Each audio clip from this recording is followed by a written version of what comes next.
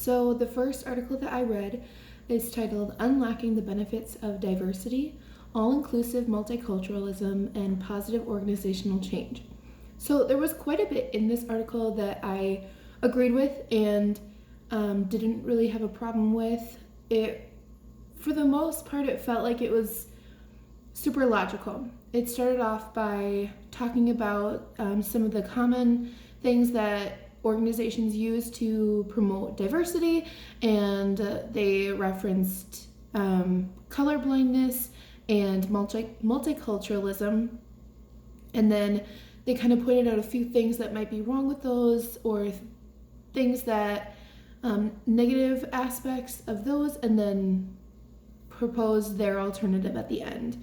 And right away I knew I was going to agree with the article because I already knew that I hate the phrase colorblindness when it comes to diversity. I wrote a paper on The Giver a while ago, and that was one of the things that I talked about. And if you haven't read The Giver,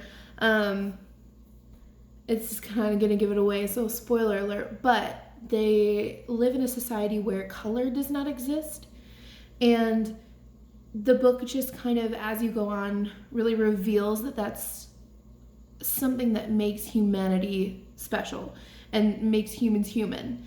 And to me, even in talking about just about diversity and race and ethnicity, to use the term colorblindness and really strips away a lot of what makes humanity, so unique and diverse. And some people will use it as like a brag. They say, well, I'm colorblind, I don't see color. And that's not the point.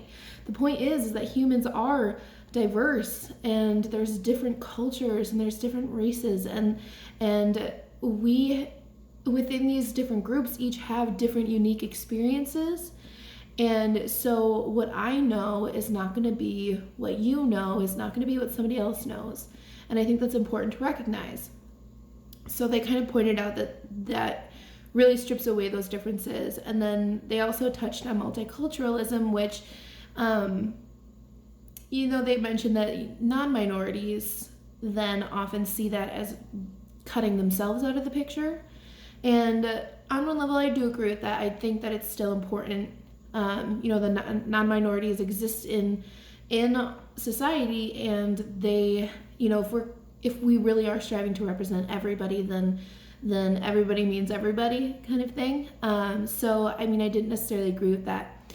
What I really liked is then they presented their thing, and their idea is this all-inclusive multiculturalism, which I think in a perfect world we would always see. Of course, everybody would always feel included and nobody would be marginalized. And I think that's relatively or virtually impossible in today's society, just because I kind of liked what the article said at the end, is it really does come down to the individual.